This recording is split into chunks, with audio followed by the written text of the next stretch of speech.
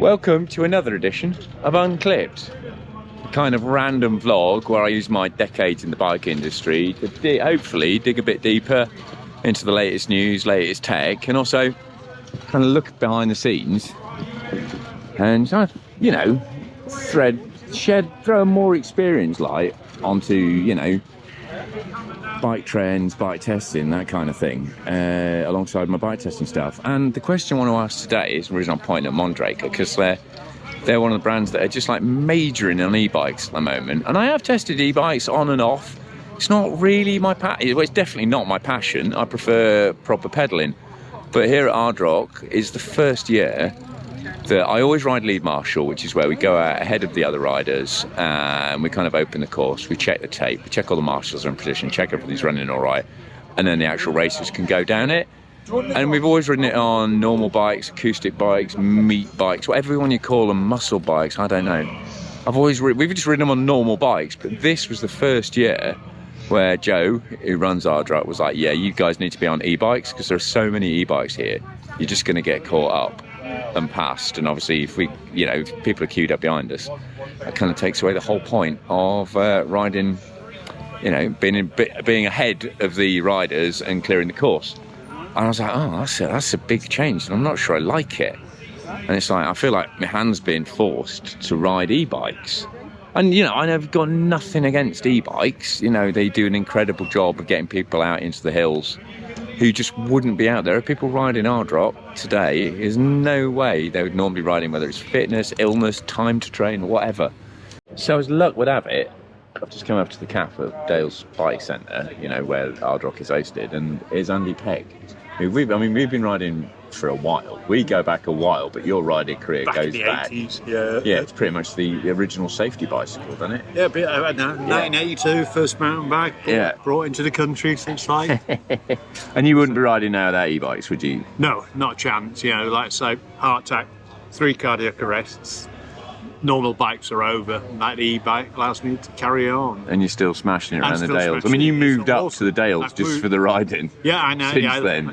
I live in Swaledale, which is awesome just to ride my bike. So. They're an incredibly enabling thing, but there are downsides to them.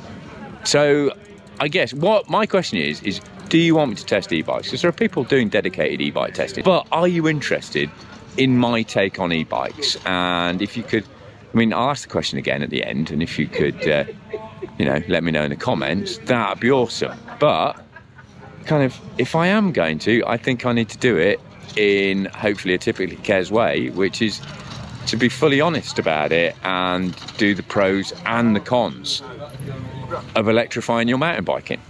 I mean, let's dispel some myths. It is still a lot of exercise to be had on an e-bike, especially an SL like this Levo SL with lower power. If you're out for a big day, you're going to be in eco a lot of the time, and you're dealing with a heavier bike, so it's only just washing its hands in terms of assistance. I did this on a 120mm bike yesterday. And yeah, this is easier, but you know, it's not night and day, for sure. And whatever they say, and I'm calling myself that here because I've said it, that you wouldn't know you're on an e-bike stuff, that's shit really. I mean, yeah, okay, super light e-bike, something like Rock Mile, super light Scott Lumen, that's going to feel like a heavy conventional bike. As soon as you start getting to 18, 20 kilos, even with really good weight positioning, the handling is different, you know. You've got to just lean them more. Tip it in harder. First couple of corners today, forgot to adjust to the bike. Properly I-sided it, didn't I? Well, not I-sided, but definitely lost it. All right, mate! So, I mean, there are some, you know, there's positives as well. It does feel more planted because you've got that extra weight and stability, but plus unsprung, the sprung weight is in your favour as well. So suspension feels smoother for a given setup. Like I say, yeah, little turnings like that off cambers, definitely more work.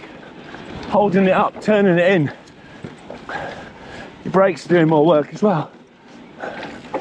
And also, all of that means tyres, brakes, suspension, even stuff like grips. It's all getting worn faster because it's getting worked harder. And you are as well, you know. It's taking more effort to turn the bike in then your legs might be a bit saved. Upper body is going to take a pummeling, especially because you can ride longer because of that battery and motor. So again, all right, mate, this is not a non-physical experience. So I think people who say, oh, it's cheating, would get a shock. There's a lot going on keeping an e-bike on track, however fast or not you're going.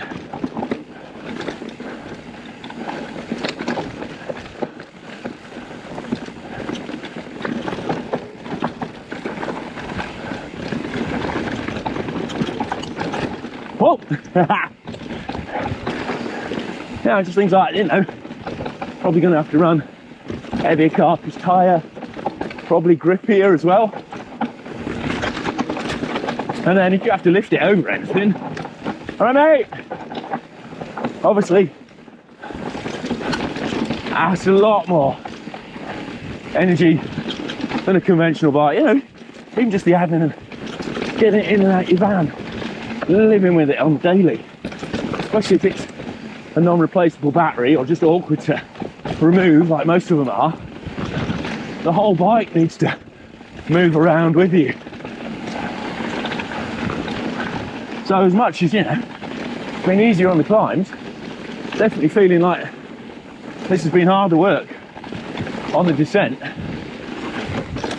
than yesterday's bike, even with like a lot, you know, 20 mil more travel from that bike. All right, folks.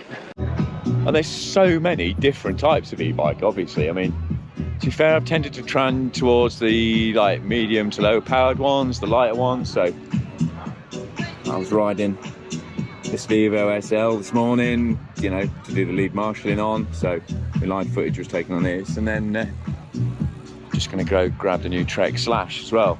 Slash Plus.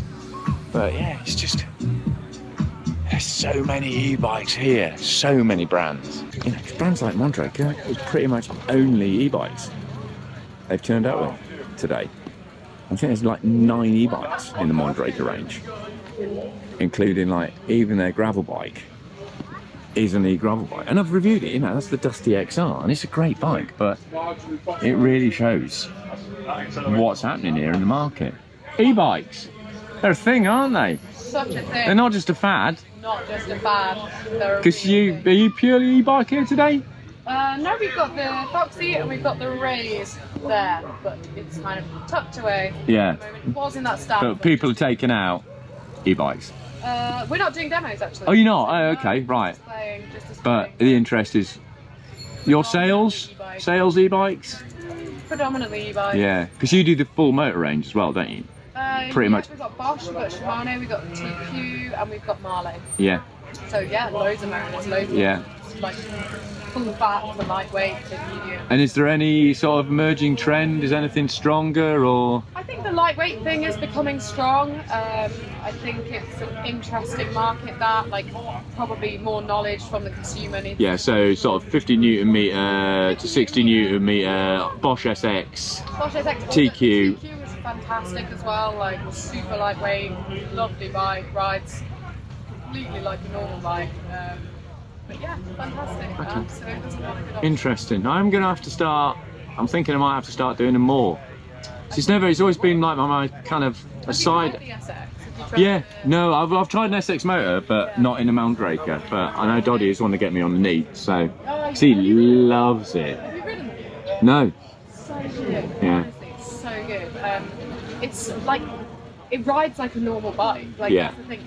That motor is silent as well. Yeah. I've ridden it on the trek, and Yeah, it is, so you know, and you the know. Rottweiler as well. Yeah, So- so you know, like that motor is like, it's just so quiet, and it's so organic as well. It feels Yeah. so natural, like you're just having a really good day on the bike. Like, Yeah. It's like you did all that training you said you were going to do. yeah, and then you had a few rest days, and then you get on your bike and you're like, yes, I feel great. That's what that motor feels Yeah. like. But it sort of just trims that like toughness off. I think it's really good if you're with a crowd of manual riders, but you're the unfit one. Then it's probably really good. It'll just Yeah. give you that little bit more. Or if you're the fit one with a group of full fatters. Absolutely, if you're Yeah. the super fit one Okay. with a group of full batters, but it definitely Interesting. requires effort still. Sick. But it just gives you that little bit more. All right. Cheers, Doug. No Thank you for your expert opinion. That's okay. Georgia Leslie, mountain bike brand manager at Specialized UK. And it's fair to say, e-bikes big part of your market these days. Huge. What's the proportions roughly? Oh, roughly. I mean, of what you call a proper mountain bike. So I guess Oh, we're not talking like, you know, sort of hard rocks and stuff. we're talking huge percentage, like most. But I think what's interesting is seeing such a huge boom with e-bikes, you know, as the market and everyone has seen. It started to, you know, riders are starting to realise that, you know, e-bikes are great, obviously, but actually pedalling is also great too.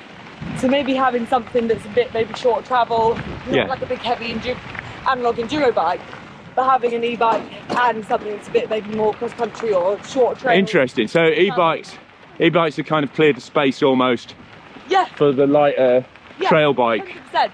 Like Epic, or like downcountry, epic, that kind of thing. Yeah. just because it kind of offers that like complementary bike Yeah. rather than lugging 170mm enduro bike round. Why would you do that when you could do that with a motor? Yeah. And then having something that's shorter travel that you actually can pedal around and get a completely different experience on, it's like they kind of go hand in hand. Interesting. Yeah. And then look at the example stuff as an example. We could have done a longer travel, sometimes Evo situation, but actually having Would have something kept Pink Bike happy.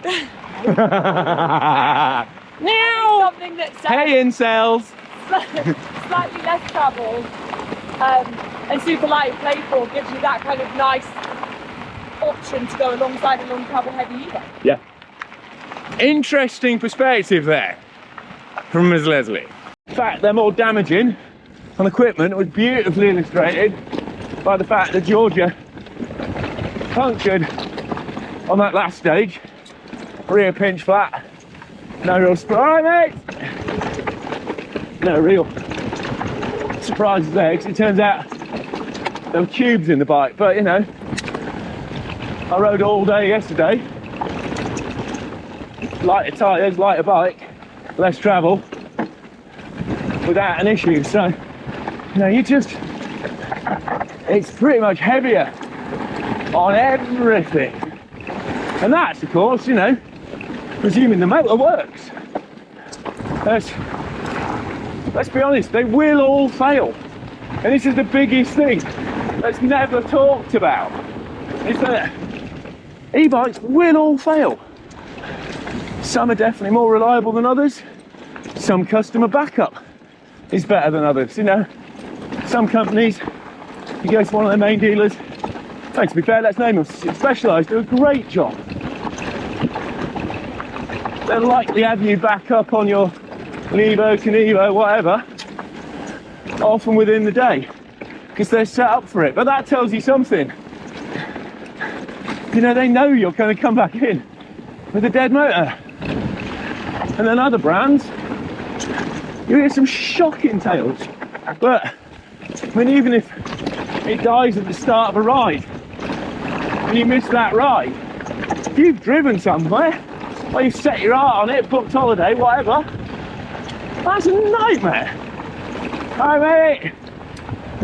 But if you're without a bike for months because of some missing part or some sort of warranty queue, when you've spent thousands on the damn thing and you're spending loads more, on the servicing costs and the spares costs and everything else that they eat far quicker, then, oh, bloody hell, get too outraged about e-bikes to take proper lines. That's shocking behaviour. And no one is immune, you know. I'm sure, you know, manufacturers aren't going to want to hear this. They love selling e-bikes, and there's, you know, some channels just like, yeah, best thing ever, why would you even buy a pedal bike now? Because the magnitude of mechanical errors that you can't fix is so much smaller on a conventional bike, especially as you keep away from electric gears and you're just on cables. The modern conventional mountain bike is so sorted now, so reliable, and yet you put a motor and battery in there, you are throwing that away, literally. You know, whether it's the motor isn't waterproof enough, because there are some systems that legitimately, you look at the IPX system rating for waterproofing, right mate? And then literally IPX 64. That's light splashes of water on a mountain bike in the UK. That means you treat it any worse than a naan bread you're about to stick in a grill, there's a fair chance it's going to drown. That's ridiculous. Or it might just be wiring loom on a bike. It's been running fine forever, then you have a little bit of a fault, you change the battery, suddenly bang, destroyed the whole wiring loom in there. It's just ridiculous in terms of reliability, and no one is saying it. Literally nobody. Now here's some legends of the maintenance world. Pit stop. How you doing? Oh, I'm ruined. Here's an expert opinion. David, About what? for e-bike, do they eat their own aid trails? Are they Some essentially say, cannibal? and I can say quite openly, I can tell the same, that it's about the ride. I've seen you riding, so it doesn't make any difference. This is, yeah, all right. That's a fair old burn, but yeah, you're right. Yeah, They you're not going say to play the ball. You know, why is it with they say? Of all the people I thought was just going to tell it like it is. E-bikes eat chains, cassettes, chain rings generally faster. Of course. Yeah. Of course. There's torque, there's longer miles in regards, longer climbs. That's probably what Yeah. the most important Yeah, thing is. yeah, Because when you grind the gears, that's where they were. yeah. And at the end of the day, it's does anyone do a single speed e-bike? No, not yet, and they really should, because loads of people drive around just doing it off the plus and minus anyway. Yeah. As long as you start pedaling or whatever the torque kicks in. Exactly. They don't even change gear. They leave it in one gear and just what it use is. the power modes. Every e-bike that comes in, 2-3 sprockets out of 12. That's Yeah. it. So you're literally replacing the entire cassette, but you are literally using 10% of the gear. So realistically, That's it's pointless. Yeah. You would Yeah. be really cool. Maybe that's what we should do. Get an e-bike, convert it to a single Yeah. speed. Ask SB1 to actually do it for us. Oh yeah. Yay. That's Stefan, yeah. Right. Okay. Down, Right. I better go on. There Thank you go. Enjoy. Thanks, folks. Take it easy. Boom. Jack from Bosch. In your entirely unbiased opinion, are e-bikes the future? Yes, e-bikes are the future. The answer's yes. But, Before we but start, seriously, like, what's the best way for people? Like, Yeah. people have got an e-bike. What's the best way to look after it? 3 golden rules on the spot, quickly. don't pressure wash it. When you've cleaned it, take your battery out, make sure everything's dry. And thirdly, Use the gears. well, definitely use the gears. I don't know about number 3. It's a tough one. You put me on the spot. Yeah. Yeah, Don't chip it, Definitely don't chip it because that's illegal. and your warranty's bone it. And your warranty is definitely void. And also, it's not just good for the image of the sport. Yeah. More than anything, I'd say. Yeah, we want to. What was that? Keep it updated on the Flow app. That's it. Bingo. Yeah. But Take it to your local bike shop. Get it serviced. sound. There we go. Okay, cheers, mate. So many people riding them as well. I need to actually get the exact figures from Joe when I see him. But yeah, I mean, e-bikes are becoming the dominant breed of mountain biking. Speaking to all the guys on stands here, it's just seems to be the way it's going. And you know, there's no point getting left behind, is it? If people want to watch it, I mean, do you? That's good. This is what I got. Do you want to see me test e-bikes? And if you do, how do you want me to do it? You know, do you want the full warts and all? Because if I'm going to do it, that's what you're going to get, basically. You are going to get the fact that when I rode this morning, I got 3 rear wheel punctures on it. You know, stages 2, stage 6 and stage 7 running tubes. You know, and obviously, you know, I guess another thing, you need to run heavier duty tyres, that kind of thing. There's a lot to unpack with owning an e-bike, and I just don't think it's being covered that honestly at the moment. So, ironically, this was the exact moment that my GoPro ran out of battery, so I didn't get a proper finish at the event. So massive thanks to the guys at Ard Rock for letting me film there. Don't ride any of these trails, even if you know where they are, because it will jeopardise the future of the event if people ride them outside of the racing. And all the usual stuff about thank you to my sponsors, thank you to my Patreon subscribers apply. And all those guys will be listed at the end. But the bottom line here is, do you want to see me reviewing more e-bikes going forward to reflect the growth of e-bikes and e-bikers in the mountain biking population? Or should I stick to what I do myself most of the time, which is thrash around on pedals without any kind of assistance besides increasing frustration and decreasing fitness? Let me know in the comments below and we'll crack on from there.